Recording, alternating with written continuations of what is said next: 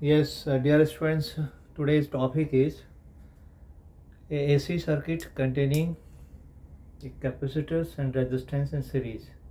This is an important articles in which we are discussing to find out the phase relationship between current and voltage, and second one, the impedance of the circuit. You know that the impedance means the resistance of the circuit.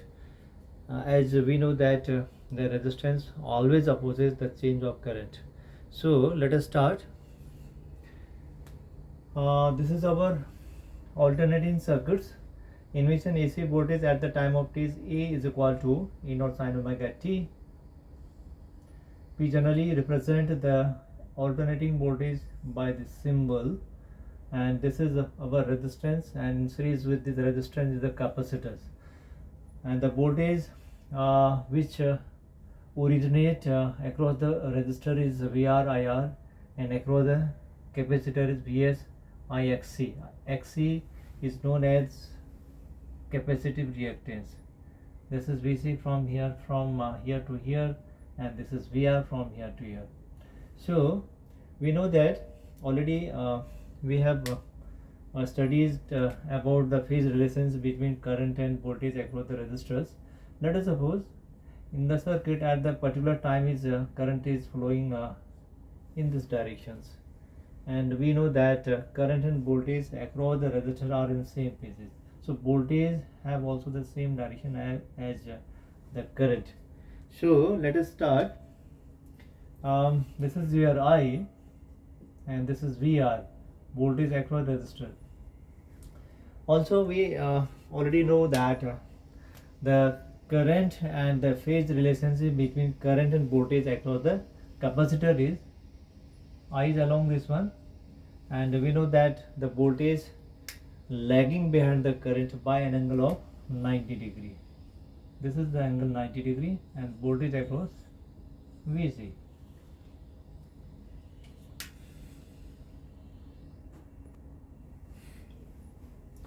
Let us suppose at some instant current in the circuit is I.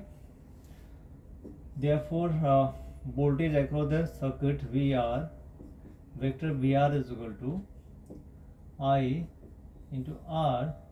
The voltage amplitude across the resistor is V naught R is equal to I naught into R. Similarly, the voltage drop across the resistor is VC VC into I multiplied XC. Since we know that in the voltage and current, in case of the capacitor, they are the phase relationship between them are 90 degree, whereas in case of the voltage across the resistors and current, they have the same phase. See, they are in the same phase. Therefore the voltage amplitude across the capacitor would be V naught is equal to I naught XC. Let us start to find the phase angles between current and voltage. So we already know that all the current and voltage normally for calculation point of view, for analysis point of view, for our suitability, we are using the phasor diagram. In phasor diagrams, we will already learn that these vectors are represented as the phasor vectors. Therefore, the resultant voltage E is equal to voltage across the resistor in vector format and voltage across the capacitor in vector form. Let us start using the law of parallelogram. As we know that when two vectors are there, the sum of these two vectors will be calculated with the help of the vector additions of parallelograms.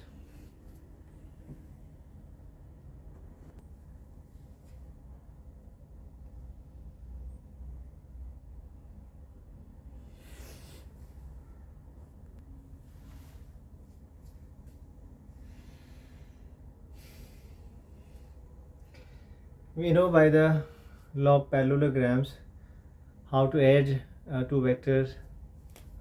So here, so we have the resultant of vectors VR plus the vector VC. Let us suppose we got the value of E. The C making an angle omega t with positive direction of x-axis. Let us suppose if I represent the resultant of VR and BC by these vectors, and VR along this one, vector VR along this one, and current vectors also along this one, because VR and I are in the same directions. Similarly, we know that in I and VC, VC voltage lagging behind the current by an angle of 90 degree. If this is the current vectors corresponding to the VC voltage, if I rotate the VC vectors from the current vector by an angle of 90 degree, I will get this vector. So this vector becomes VC vector, VC vectors, and this is VR vector. Resultant of these two vectors becomes applied EMF, applied voltage, that means E. So we know that this applied voltage making an angle omega theta with this directions, and the phase angles between current vectors and voltage vectors, suppose phi. So from here we can see that the current vectors making an angles of omega t plus phi with these directions. So our current vector becomes here I is equal to I naught sine omega t plus phi. This can be proved by mathematically. Let us start. So by using Pythagoras theorem in this triangle, we know that the length of this ones will be the amplitude of the EMF voltage, and the length of this ones will be amplitude of the resistant voltage, and the length of this ones will be amplitude of the voltage across the capacitor. That means VC, EMF amplitude, and this is voltage amplitude across the resistors,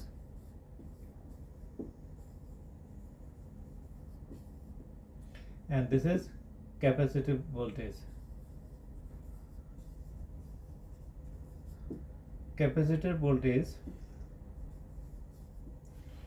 So how to calculate calculate this one?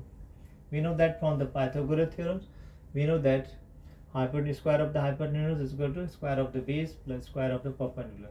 Your hypotenuse amplitude is E naught whole square, and your base amplitude is V naught R whole square, and your perpendicular is this vector. That vectors will be V naught C whole square. Now by putting the values of respective values of, put the value of V naught, which is I naught R whole square, and in case of I naught, in case of V naught C, it will be I naught XC whole square.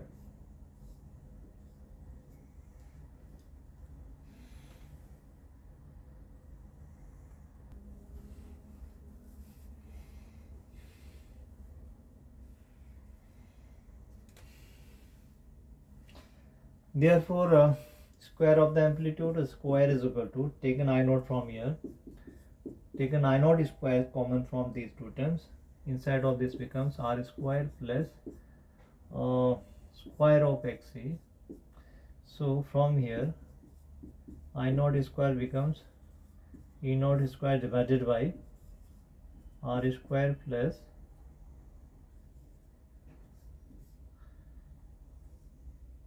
XC square.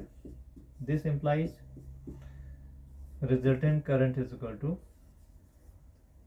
E naught divided by impedance, resistance of this circuit.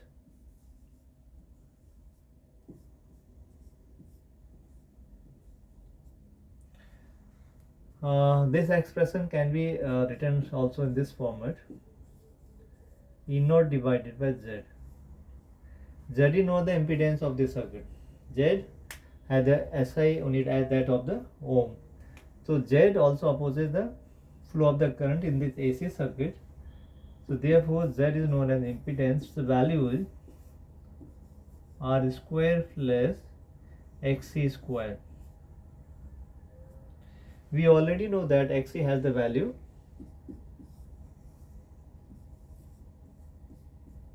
1 upon omega C. 1 upon omega C whole square. So this term becomes impedance. Impedance this AC circuits.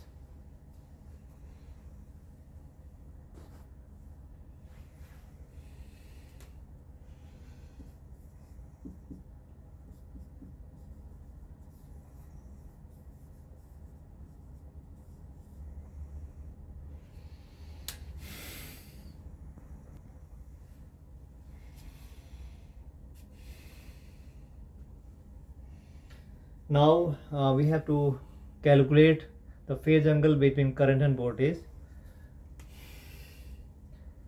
Phi, we have to calculate the phi with the help of this one. Tan phi from this triangle, tan phi is equal to VC divided by VR. VC divided by VR. Put the value of VC. It is I divided by, I can say that using the amplitude of the current, I naught XC divided by I naught R. I naught is cancelled out and this becomes XC divided by R. So from here we can find the value of phi. Phi is the phase angles. This is the phase angles. Phase angles between resultant voltage and the current in the AC circuit. So in this way, if our EMF applied across this AC circuit is E naught sin omega t, your current will becomes I is equal to I naught sin omega t plus phi, because current is ahead of the voltage by an angle of phi. So with the help of this phasor diagram, this is known as the phasor diagrams, I have calculated the value of current with respect to EMF applied in the AC circuits. So it is very easy to calculate, and this phasor diagrams has facilitated us to calculate the phase angles very easily. So